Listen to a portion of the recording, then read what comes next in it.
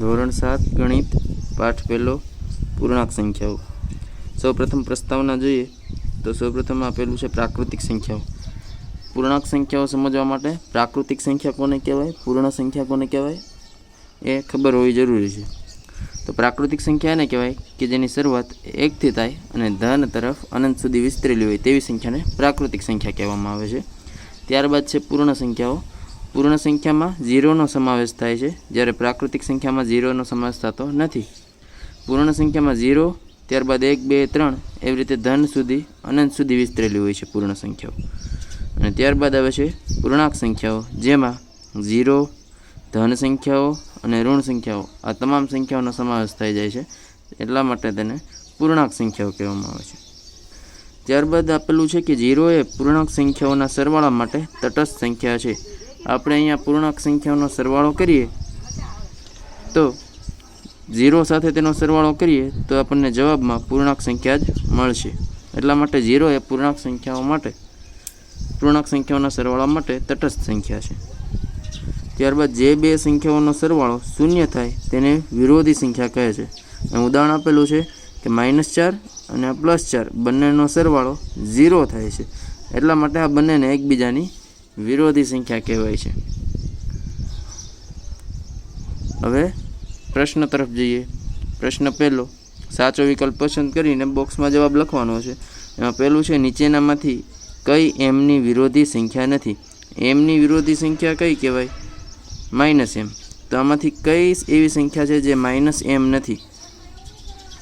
તો option A plus થઈ જાય, એટલા માટે આ +m એ એમની વિરોધી સંખ્યા નથી, બાકી તમામમાં -m જવાબ મળશે। નીચેનામાંથી કઈ પૂર્ણાંક સંખ્યા નથી? પૂર્ણાંક સંખ્યા કોને કહેવાય? કે જે સંખ્યામાં માઇનસ તમામ સંખ્યા આવી જાય, 0 આવી જાય અને ધન તમામ સંખ્યા આવી જાય, તે બધી સંખ્યાને પૂર્ણાંક સંખ્યા કહેવાય। પરંતુ અહીંયા આપણને 3 જવાબ મળશે, અહીંયા 0, અહીંયા 6 અને અહીંયા અંશ અને છેદ સ્વરૂપે એક સંખ્યા મળશે, એટલા માટે આ પૂર્ણાંક સંખ્યા નથી। આ સંખ્યાને સમય સંખ્યા તરીકે ઓળખવામાં આવે છે, જે તમે ધોરણ 8માં ભણશો। કયો વિકલ્પ સૌથી વધુ તાપમાનનો વધારો સૂચવે છે? સૌથી વધુ તાપમાનનો વધારો કોને કહેવાય? કે ઓછા તાપમાનથી વધારે તાપમાન સુધી તાપમાનનો તફાવત સૌથી વધારે હોય।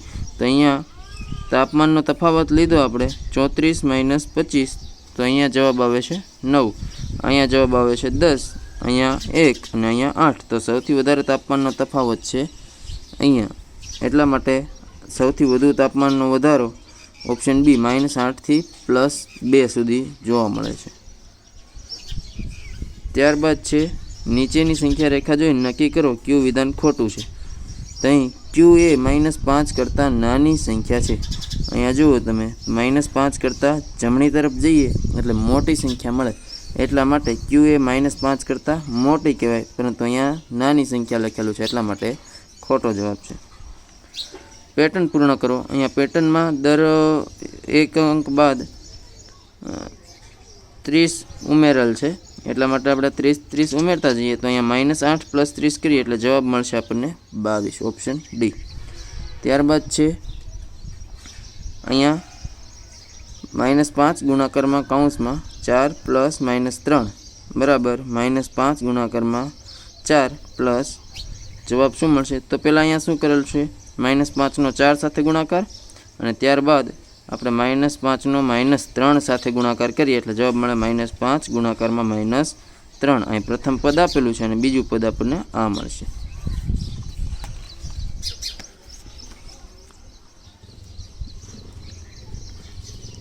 નીચેનામાંથી કયું વિધાન સાચું નથી?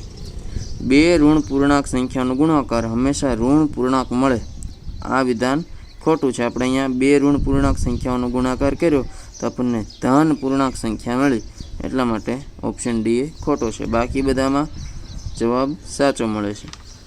શૂન્ય સિવાયની પૂર્ણાંક સંખ્યા એ માટે નીચેનામાંથી ક્યુ વ્યાખ્યાયિત નથી? ક્યુ વ્યાખ્યાયિત નથી?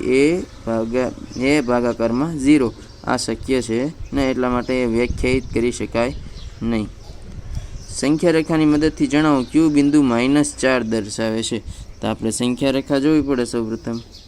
તો તો સંખ્યા રેખામાં અહીંયા મેં શું કરેલું તો કે -16 અને 12નો બંનેનો તફાવત લીધો અને બંને વચ્ચે જેટલા કાપા છે તેને એના ભાગાકારમાં એટલે કે તફાવત મળે 28, એના ભાગાકારમાં આપણે કર્યા 7, એટલા માટે એક કાપાની કિંમત છે 4, એટલે એક કાપો બરાબર 4 થાય, એટલા માટે 4 4નો ગેપ રાખીને અહીંયા કિંમત લખેલી છે, એટલે સીની જગ્યાએ આપણને મળશે -4. સંખ્યા રેખા પર -2 ગુણાકાર 2ની કિંમત કઈ સંખ્યાની ડાબી બાજુ આવશે? -2 ગુણાકાર -2 એટલે જવાબ મળે -4, જે 0ની ડાબી બાજુ આવે. પ્રશ્ન 11, 18, 7, -3, -10 અને 13 સંખ્યાઓને ઉતરતા ક્રમમાં ગોઠવતા કઈ સંખ્યા વચ્ચે આવશે? તો ઉતરતા ક્રમમાં અહીંયા ગોઠવેલ છે. સૌથી પહેલાં મોટી રકમ 18, ત્યારબાદ 13, ત્યારબાદ 7, -3 અને -10. ઉતરતા ક્રમમાં ગોઠવીએ એટલે વચ્ચે આપણને 7 મળે છે. ત્યારબાદ આપેલ પેટર્નમાં આગળના 3 અંકો લખો. તો અહીંયા પેટર્ન આપેલી છે 11, 8, 5, 2. આ તમામમાં તમે જોશો પેટર્નમાં તો 3 3 માઇનસ કરેલ છે, એટલા માટે આપણે અહીંયા 2 થી -3 કરીએ એટલે જવાબ આવે -1. ફરી એકવાર -3 કરો એટલે જવાબ -4 મળશે, અને ફરી એકવાર -3 કરો એટલે -7. એટલા માટે ઓપ્શન ડી એ સાચો જવાબ છે. -1, -4, -7, ઓપ્શન ડી. પ્રશ્ન 2, દાખલા ગણો. વિભાજનના ગુણધર્મનો ઉપયોગ કરી ગુણાકાર કરો. તો અહીંયા -48 ગુણાકારમાં 98 આપેલ છે. -48ને આપણે એમનેમ રાખશું, 98ને -100 -2 એવી રીતે લખી શકીએ આપણે. એટલા માટે આપણે અહીંયા 98માં અહીંયા 100 -2 એવી રીતે વિભાજન કરેલ છે. -48ને સૌપ્રથમ 100 વડે ગુણશું, ત્યારબાદ -48નો ગુણાકાર 2 સાથે કરશું. એટલે આપણે અહીંયા 2 પદ મેળા. -48 ગુણાકારમાં 100, માઇનસના માઇનસ, -48 ગુણાકારમાં 2. -48 ગુણ્યા 100 એટલે -4800, -48 ગુણ્યા 2 એટલે -96. -4800 પ્લસ 96, અહીંયા પ્લસ એટલા માટે આવેલા કારણ કે અહીંયા માઇનસ માઇનસ પ્લસ થઈ જાય એટલે 96. -4800 પ્લસ 96 બરાબર જવાબ મળશે -4704. બીજું છે -15 ગુણાકારમાં 12 પ્લસ 12 ગુણાકારમાં -35.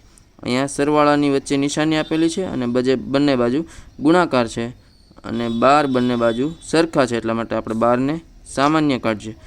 સામાન્ય કાઢતા વધે -35. 12 એમનેમ રાખીએ આપણે અને અહીંયા કાઉન્સ છૂટો કરીએ એટલે -35 માઇનસ પ્લસ માઇનસ -15 -35. ત્યારબાદ 12 હજુ એમનેમ રાખશું. આનો પેલા કાઉન્સનો સોલ્યુશન લાવીએ.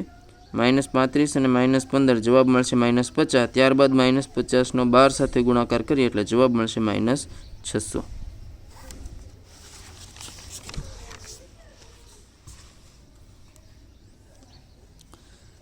બીજો પ્રશ્ન છે, પૂર્ણાંક સંખ્યાઓની એક એવી જોડી લખો કે જેનો ગુણાકાર -24 અને તફાવત એટલે કે બાદબાકી 10 થાય.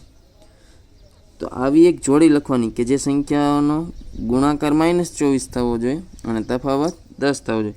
તો એ જોડી કઈ છે? તો કે 4 ને -6, જેનો તમે ગુણાકાર કરો એટલે જવાબ મળશે આપણને -24 અને તફાવત કરો એટલે કે બંનેની બાદબાકી. અહીંયા 4 લીધા માઇનસ કાઉન્સમાં -6, આ બંનેનો તફાવત લીધો તો 4 માઇનસ પ્લસ થઈ જાય. 4 + 6 એટલે 10, જેથી તફાવત પણ આપણને 10 મળી જાય છે. ત્યારબાદ પ્રશ્ન 3, સાદુરૂપ આપો. તો અહીંયા સિમ્પલ ગુણાકાર જ કરવાનો છે. અહીંયા બે નિશાની માઇનસ છે એટલે છેલ્લે જવાબમાં પ્લસ જ નિશાની મળશે. તો સૌપ્રથમ આપણે 5ને એમનેમ રાખીએ. આ રકમ લખેલ છે 5 ચોક -20 ગુણાકારમાં -3 એટલે 20 તેરી 60 માઇનસ પ્લસ. સેમ આવી રીતે અહીંયા માઇનસ નિશાની 4 વાર છે. જો માઇનસ નિશાની બેકી સંખ્યામાં હોય તો જવાબ ધન મળે, અને જો જવાબ અહીંયા માઇનસની નિશાની એકી સંખ્યામાં હોય એટલે કે 3, 5 એવી રીતે હોય તો જવાબ આપણને ઋણ એટલે કે માઇનસ મળે છે. તો અહીંયા આપણને 4 વાર માઇનસ આપેલ છે, એટલા માટે ગુણાકાર કરીએ તો અંતમાં આપણને જવાબમાં પ્લસ નિશાની મળશે. -5 ગુણાકારમાં -6 તો -+ 30, 5 × 6 30, અને અહીંયા 8 ચોક 32 માઇનસ માઇનસ પ્લસ. હવે 30 અને 32નો ગુણાકાર કરીએ એટલે જવાબ મળશે 960. ત્યારબાદ છે સાદુરૂપ આપો. સાદુરૂપ આપવાનું છે, અહીંયા આપેલ છે ભાગાકાર. અત્યાર સુધી ગુણાકાર કર્યા, હવે આપણે કરશું ભાગાકાર. ભાગાકારમાં -18 ભાગાકારમાં સૌપ્રથમ કૌંસનું સોલ્યુશન આપવા માટે આપણે 15/5 લખ્યા. 15 માઇનસ છે, અહીંયા છેદ ઉડે, 5 તેરી 15, 5 5 કેન્સલ થાય, જવાબ વધે -3, અહીંયા 18. હવે ત્યારબાદ આનું સોલ્યુશન કરીએ, -18/3, એટલા માટે 18 6 તેરી 18, 3 3 કેન્સલ થઈ જાય, જવાબ મળશે 6. અને અહીંયા બંને તરફ માઇનસ નિશાની છે એટલે એ પ્લસ થઈ જાય, જવાબ મળશે +6. અહીંયા સેમ એવી જ રીતે કરવાનું છે. 21/7 માઇનસ માઇનસ પ્લસ, જવાબ મળશે 7 તેરી 21 એટલે 3, અને ભાગાકારમાં 3 છે, 3 ભાગાકારમાં 3, જવાબ મળશે 1.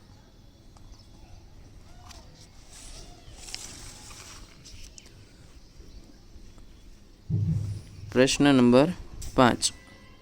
એક વેપારીને ગુરુવારે ₹50 નફો થયો હતો, શુક્રવારે ₹18નું નુકસાન થયું અને શનિવારે ₹14નું નુકસાન થયું.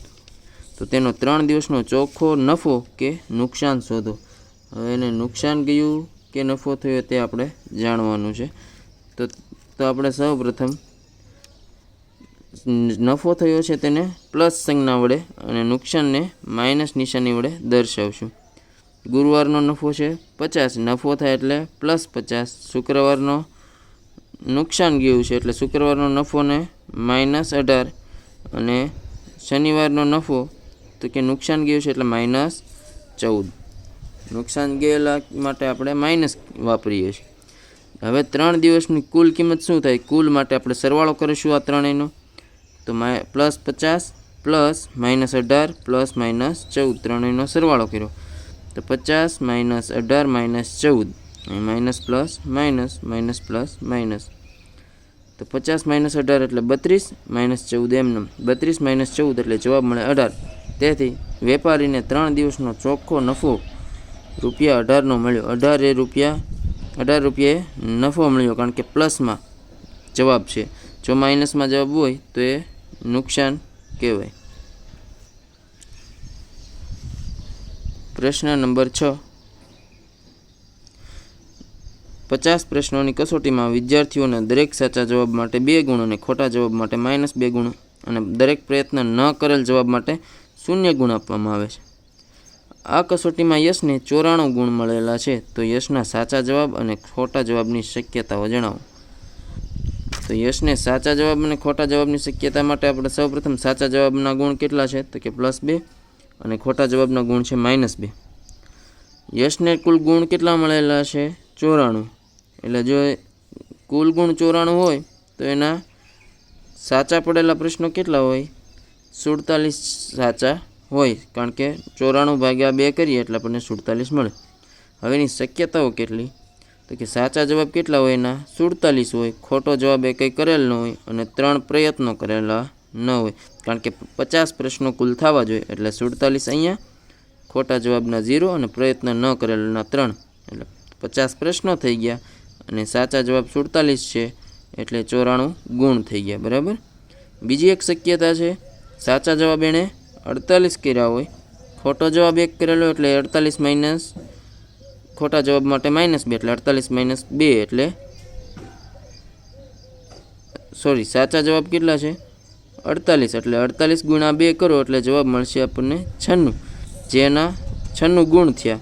ત્યારબાદ ખોટો જવાબ 1 છે, એના ગુણાકારમાં 2 કરો એટલે -2 કરો, 96 - 2 એટલે 94 ગુણ, અને પ્રયત્ન ન કર્યા માટે 1. ટોટલ આ થઈ ગયા આપણા શક્યતાઓ. હવે છે પ્રશ્ન 7. એક પેન વેચતા ₹3 નફો થાય છે અને એક પેન્સિલ વેચતા ₹1નો નફો થાય છે. જો કુલ નફો 50 થયો હોય અને પેન્સિલ 5 વેચી હોય તો કુલ કેટલી પેન વેચી છે? તો અહીંયા આપણે લખેલ છે એક પેન વેચતા ₹3નો નફો અને એક પેન્સિલ વેચતા ₹1નો નફો. તો એક પેન્સિલનો ₹1નો નફો, તો 5 પેન્સિલનો નફો ₹5 થાય. આપણને 5 પેન્સિલનો નફો મળ્યો. હવે આપણે કેટલી પેન વેચી છે એ જાણવા માટે પહેલાં પેનનો નફો શોધી લઈએ. કુલ નફો કેટલો છે તો કે 50. તો પેનનો નફો કઈ રીતે મળે? કુલ નફો માઇનસ પેન્સિલનો નફો. ત્યારબાદ કુલ નફો છે 50 માઇનસ પેન્સિલનો નફો 5 રૂપિયા. એટલે પેનથી કુલ કેટલો નફો થયો હોય? 45 રૂપિયા. હવે પેનની સંખ્યાના આધારે મળી જાય, કારણ કે પેનથી જો નફો 45 થયો હોય તો એક પેન વેચતા 3 રૂપિયા નફો થાય છે. તો 45 રૂપિયા નફો થાય ત્યારે કેટલી પેન વેચાણી હોય? તો 45/3. એટલે શું જવાબ મળશે? 15. આમ કુલ 15 પેન વેચી હોય. એક બહુમાળી મકાનના ભોંયતળિયાથી ઉપર 25 માળ છે. દરેક માળની ઊંચાઈ 5 મીટર છે. આ ભોંયતળિયું છે અને એનાથી ઉપર કુલ 25 માળ છે. અહીંયા સુધીના 25 માળ છે અને દરેક માળની ઊંચાઈ 5 મીટર છે. ભોંયતળિયાની નીચે પણ 3 માળ. આ ભોંયતળિયું એની નીચે પણ 3 માળ છે અને એ પણ દરેક માળની ઊંચાઈ 5 મીટર છે. આવું બહુમાળી મકાનની લિફ્ટ 1 મીટર પ્રતિ સેકન્ડના દરથી આગળ વધે છે. 1 મીટર પ્રતિ સેકન્ડ એટલે 1 સેકન્ડમાં 1 મીટર અંતર કાપે છે. એક વ્યક્તિ ભોંયતળિયાથી 50 મીટરના સ્થાનથી લિફ્ટમાં નીચે ઉતરે છે. આ ભોંયતળિયાથી 50 મીટરના સ્થાનથી એટલે કે અહીંયાથી નીચે ઉતરે છે. ભોંયતળિયાથી નીચેના બીજા માળ સુધી પહોંચતા કેટલો સમય લાગે? એટલે અહીંયાથી શરૂઆત કરે છે અને ભોંયતળિયાથી નીચે બીજા માળ સુધી એને પહોંચતા કેટલો સમય લાગશે? એટલે અહીંયા 50 મીટર આ છે અને નીચે પાછા 2 માળ એટલે 10 મીટર સુધી નીચે ઉતરે છે. 2 માળ એટલે 10 મીટર, કારણ કે 1 માળ બરાબર 5 મીટર થાય છે. એટલે 2 માળ બરાબર 10 મીટર. ઉપર 50 મીટર અને નીચે 10 મીટર. કુલ અંતર કેટલું કાપે છે? 60 મીટર અંતર. તો વ્યક્તિએ કાપેલું કુલ અંતર 50 મીટર પ્લસ 10 મીટર.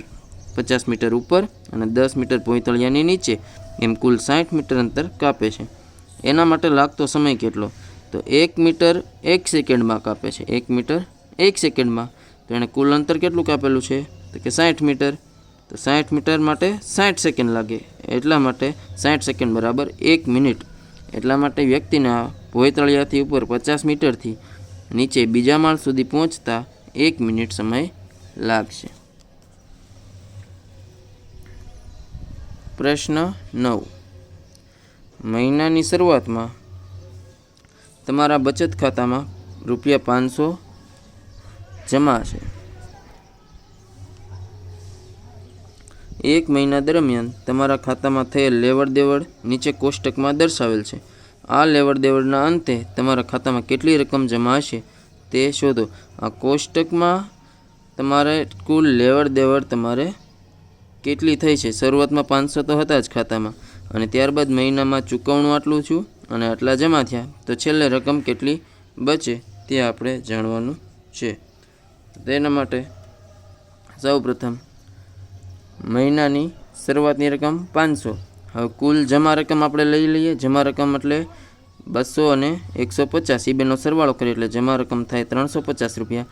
અને ચૂકવણું કરેલું હોય એ બંનેનો સરવાળો કરીએ તો કે 240 પ્લસ 120 એટલે કે 360. હવે અહીંયા આપણે અંતે બાકી રહેલી જ રકમ લખવાની છે. બાકી રહેલ રકમ લખવા માટે આપણે આ બંનેનો સરવાળો કર્યો. એનું કારણ છે, સરવાળો શું કેમ કર્યો? કારણ કે જમા રકમનો અને ખાતામાં 500 પહેલાં હતા અને 350 એ કુલ જમા રકમ છે. ત્યારબાદ ચૂકવણું કરેલું છે 360 રૂપિયાનું એટલે એને માઇનસ કરેલ છે. તો આપણે 850 માઇનસ 360 એટલે જવાબ મળશે 490 રૂપિયા. આથી ખાતામાં છેલ્લે લેવડ દેવડના અંતે 490 રૂપિયા જમા રહેશે. ત્યારબાદ પ્રશ્ન નંબર 10, જેમાં નીચે આપેલ કોષ્ટકમાં સમુદ્રની સપાટી જુદા જુદા વાયુના ઠારણ બિંદુ આપેલા છે. તો સૂત્રનો ઉપયોગ કરીને ફેરનહીટને સેલ્સિયસમાં 2 દશાંશ સ્થળ સુધી ફેરવો અને કોષ્ટક પૂર્ણ કરો. તો 2 દશાંશ અંશ સુધી ફેરવવાનો છે અને કોષ્ટક પૂર્ણ. તો આ સેલ્સિયસમાં ફેરવવાનું સૂત્ર છે ફેરનહીટને 5/9. અહીંયા જે કોઈ ફેરનહીટમાં જે કોઈ કિંમત આપેલ છે તાપમાન ફેરનહીટમાં તે લખવાનું અને -32. તો અહીંયા બધાના ફેરનહીટમાં તાપમાન આપેલા છે. તો હવે એના ઠારણ બિંદુ છે આ બધાના. સમુદ્ર સપાટી હાઇડ્રોજનનું ઠારણ બિંદુ -435, ક્રિપ્ટોનનું -251, એવી રીતે બધા આપેલા છે. તો તે હાઇડ્રોજનનું કઈ રીતે કરશું? સેલ્સિયસમાં ફેરવવા માટે જ્યાં જ્યાં આ ઠારણ બિંદુની કિંમત અહીંયા લખી દઈશું અને ત્યારબાદ દાખલાનો ઉકેલ કરતાં આપણને એનું સમુદ્ર સપાટીએ ઠારણ બિંદુ સેલ્સિયસમાં મળી જશે. તો આ આપણે એને અહીંયા બધા સેલ્સિયસમાં મળેલા છે, જે આપણે અહીંયા સેલ્સિયસમાં ફેરવેલા છે. ત્યારબાદ પ્રશ્ન નંબર 11.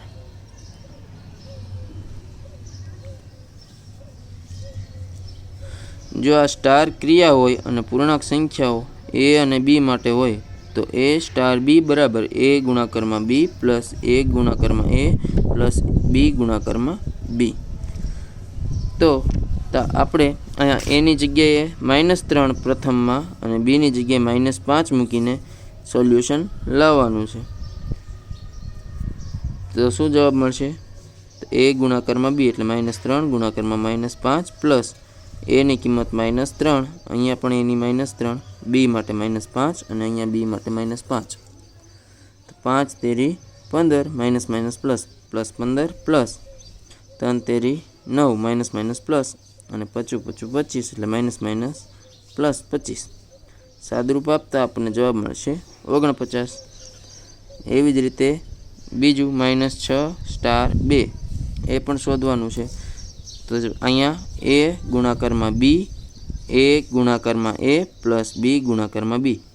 સોલ્યુશન આપતા -12 પ્લસ 40 મળે અને જવાબ મળશે 28.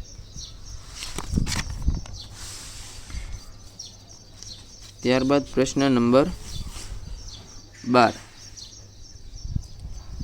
નીચેના વિધાનો ચકાસો. ચકાસો એટલે અહીંયા બરાબરની ડાબી બાજુ અને જમણી બાજુ સરખી કિંમત મળે છે કે નહીં તે ચકાસવાનું છે. તો સૌપ્રથમ આપણે ડાબી બાજુનું સોલ્યુશન કરીએ. ડાબી બાજુ બરાબર 17 ગુણાકારમાં 8 પ્લસ કૌંસમાં -2, 17 ગુણાકારમાં -8 -2, 17 ગુણ્યા 6 જવાબ મળશે 102. હવે જમણી બાજુનું સોલ્યુશન. જમણી બાજુ આ પદ આપેલું છે બરાબરની જમણી બાજુ, તો એનું સોલ્યુશન લાવતા આપણને જવાબ શું મળશે? 136 - 34 એટલે 102. અહીંયા ડાબી બાજુ અને જમણી બાજુ બંનેનો જવાબ સરખો મળે છે, એટલે ડાબી બાજુ બરાબર જમણી બાજુ. સેમ બીજું એવી જ રીતે છે.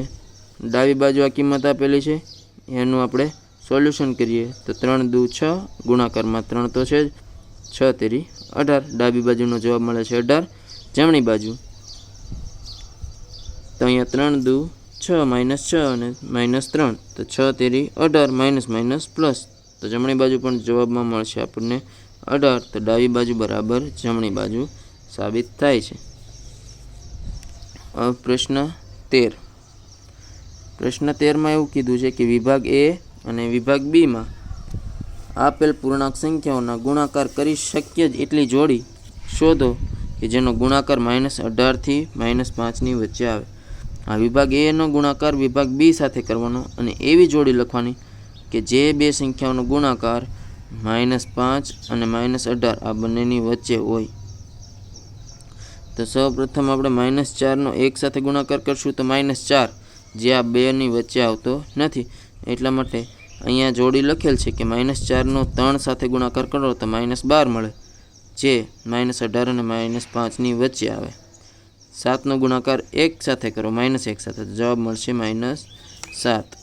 ત્યારબાદ 7નો ગુણાકાર -2 સાથે કરતાં -14 મળે અને -3નો ગુણાકાર 3 સાથે કરતાં -9 મળે છે, જે -18 અને -5ની વચ્ચે મળે છે. 2નો ગુણાકાર આમાંથી કોઈ પણ સંખ્યા સાથે કરતાં -18 અને -5ની વચ્ચે મળતો નથી, એટલા માટે 2નો ગુણાકાર આવે નહીં. બરાબર. પ્રશ્ન નંબર 3. જોડકા જોડો. વિભાગ A આપેલો છે અને અહીંયા વિભાગ B આપેલો છે, તો જોડકા જોડવાના છે. તો ગુણાકારની તટસ્થ સંખ્યા કઈ છે? 1. -a ગુણાકારમાં 1 એટલે -a. a ભાગાકારમાં માઇનસ બી, અથવા તો તેને કઈ રીતે લખી શકાય, માઇનસ a ભાગાકારમાં બી, માઇનસ a ભાગાકારમાં માઇનસ બી, તો માઇનસ માઇનસ પ્લસ a ભાગ્યા બી એ લખી શકાય. a ગુણાકારમાં b પ્લસ c, તો એનો ગુણાકાર b સાથે પ્લસ એનો ગુણાકાર c સાથે. માઇનસ a ગુણાકારમાં માઇનસ b, તો માઇનસ માઇનસ પ્લસ a ગુણાકારમાં b, a ગુણાકારમાં માઇનસ b, તો આખા કૌંસમાં માઇનસમાં a ગુણાકારમાં b લખી શકાય. સરવાળાની તટસ્થ સંખ્યા છે 0. a plus b plus c, તેને જૂથ બદલી શકીએ, a plus b plus c. a ગુણાકારમાં b માઇનસ c, તો એનો ગુણાકાર પહેલાં b સાથે માઇનસ એનો ગુણાકાર c સાથે. હવે છે જાતે કરીએના દાખલા. જાતે કરીએ એમાં જેમાં બે મિત્રોના જૂથમાં એક મિત્ર એક પૂર્ણાંક સંખ્યા બોલશે અને બીજો મિત્ર તેની વિરોધી સંખ્યા બોલશે. તો બે મિત્ર હોય છે, એક પૂર્ણાંક સંખ્યા બોલશે અને એક એનો વિરોધી સંખ્યા. તો પ્રથમ મિત્રએ એક સંખ્યા બોલવાની, એનો વિરોધી કરવા માટે એને માઇનસમાં લખવાની છે. માઇનસ હોય તો પ્લસ લખશું. તો નિશાની ચેન્જ કરવાની છે. અહીંયા કોઈ પણ સંખ્યા તમે લખી શકો. ત્યારબાદ તમારા મિત્રને કહો તે એક પૂર્ણાંક સંખ્યા કહે, તેને તમારે બે સંખ્યાના ગુણાકાર તરીકે રજૂ કરવી. હવે મિત્ર કોઈ હોય એને એક પૂર્ણાંક સંખ્યા અહીંયા લખેલ છે -18. હવે એનો ગુણાકાર પણ આ જવાબ આવવો જોઈએ, બે સંખ્યાઓનો ગુણાકાર. તો 6 ગુણાકારમાં 3, પણ એક સંખ્યા માઇનસ લખેલી કારણ કે આપણે જવાબ માઇનસ જોઈએ છે. તો 6 તેરી 18 એટલે -18. એવી રીતે અહીં કોઈ પણ સંખ્યા લખી શકો અને એનો ગુણાકાર કરી બે પૂર્ણાંક સંખ્યાઓનો ગુણાકારમાં એનો જવાબ લાવવાનો. અહીંયા લખેલ છે 10, તો -5 અને -2નો ગુણાકાર થાય +10. આવી રીતે તમારે તમારા મિત્ર સાથે આ કોષ્ટક પૂર્ણ કરવાનું છે.